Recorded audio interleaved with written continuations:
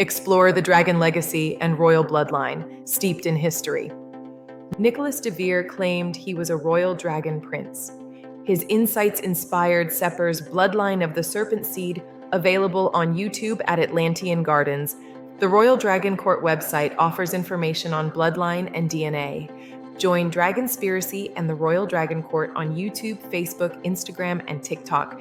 Tracy Twyman interviewed Nicholas De Vere back in 2003 to find out more about the House of Vere, one of the oldest dynasties and bloodlines, who have been guardians to the dragon bloodline hidden knowledge for thousands of years. Today, the Vere family still continue to pass on this knowledge to all of those who know that they too share the same bloodline through researched and certified genealogy. You may see many other channels all presenting this same information. However, it came from the original source of the House of Vere. Many people would not have been aware about this hidden ancient bloodline if Nicholas De Vere had not have written about it. This video has been brought to you today by Abbe de Vere, who continues to promote the work of Nicholas De Vere. The Veres are artists, authors, and history creators.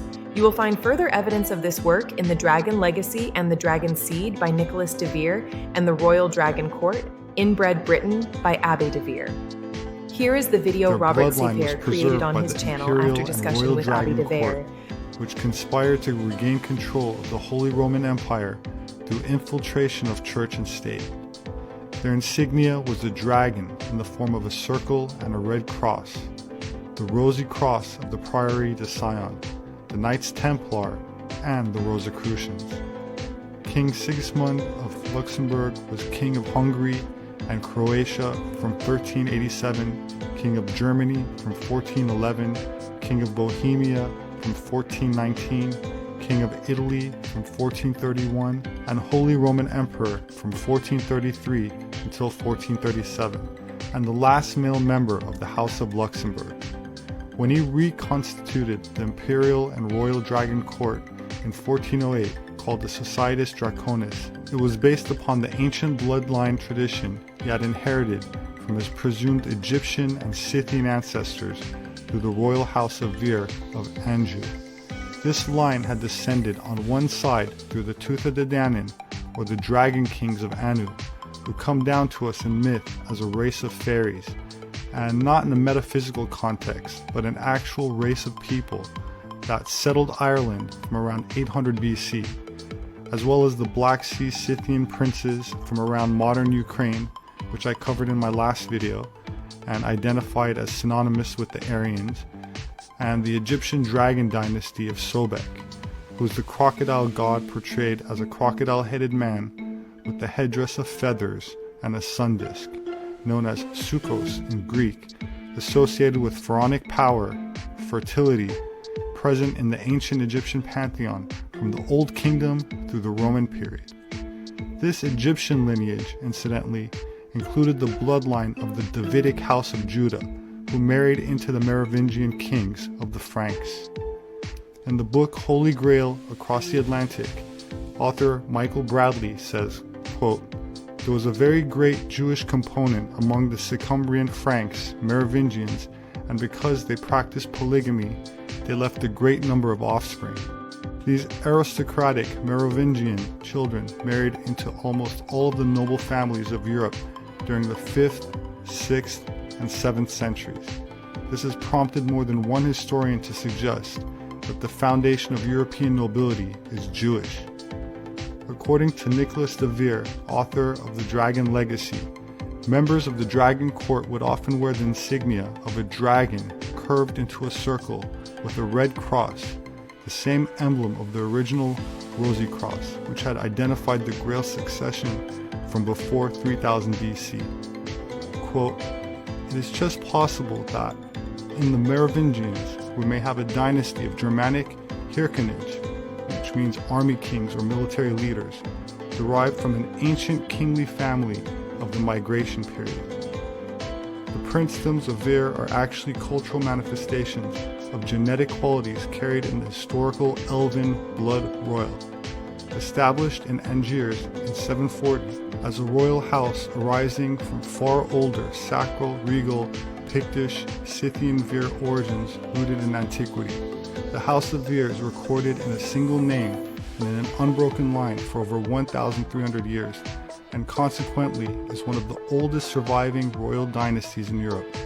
The House of Vere are descended in numerous lines from the Merovingian dynasty and consequently share in this ancient Germanic royal blood tradition.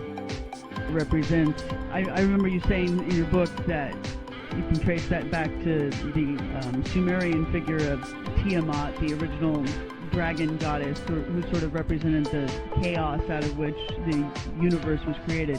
Yeah. What does it mean to you exactly? The symbol of the dragon. Yes, in connection to what you're doing. Transcendent consciousness. Okay. The ability to clear the mind. Let's have a look at the word dragon. The word dragon comes from the Greek edrakon, which is what they call an aorist, or a verb that hasn't got a past, present or future tense. It's just a verb. Of the word dekesthai, which is a word which simply means to see clearly. Now, that means that the word dragon simply means one who sees clearly. The idea of kingship, or the word, let's have a look at the word king. King means to see clearly, and dragon means to see clearly, so therefore, dragon king is a bit of a tautology, really, because dragon and king are the same thing, or dragon and prince, the first. The symbol of the dragon for me represents, firstly, you have the serpentine quality of it, which has always been associated with healing, with the spinal column and cerebral cortex and so on. Secondly, as a serpentine figure with wings, it shows that that healing power, or the healing of the mind, has transformed the individual, who now has a higher overview of life through clarity than perhaps other people do. And this is why they were chosen as kings, and this is why, through social engineering for millennia, it was hoped to ensure that that clarity of vision would become hereditary. That's what the symbol means to me. The stories of your ancestors, the oldest ones, the ones that I guess could be identified with the gods of the ancient world, seems like, and I'm just generalizing a whole lot, because we're talking about different figures from all sorts of different cultures throughout history, yeah. But in general we see the same themes in the myths surrounding these figures, that their original race that they came from, the original royal race, is something beyond what we consider to be human now, and that they came from some sort of other world, something that isn't the earth that we know today, that they had some sort of transcendent quality to them that was non-earthly and non-human. Is that correct? Yes. We are doing research now, Mark Pinkham and I, into the origins of the Anunnaki way back nearly 40,000 years now, 10,000 years before the hybridization of humanity, to possibly Kashmir. They seem to be linked very, very closely with the sons of Shiva, or the Jats, of whom the main king was Sanat Kumrai, who seems to be the first Grail king in human form, so to speak. The place that Shiva came to Earth, which is very much like the falling to Earth of Lucifer, was in what they now call Shangri-La, with this otherworldly situation. But for our people, we have always been associated with Shangri-La, the Elysian Fields, Arcadia, Tirna Nog, and Wing, which is basically death or the other world. The Principality of Wales features a red dragon, and we know the British royal family is of Germanic origins.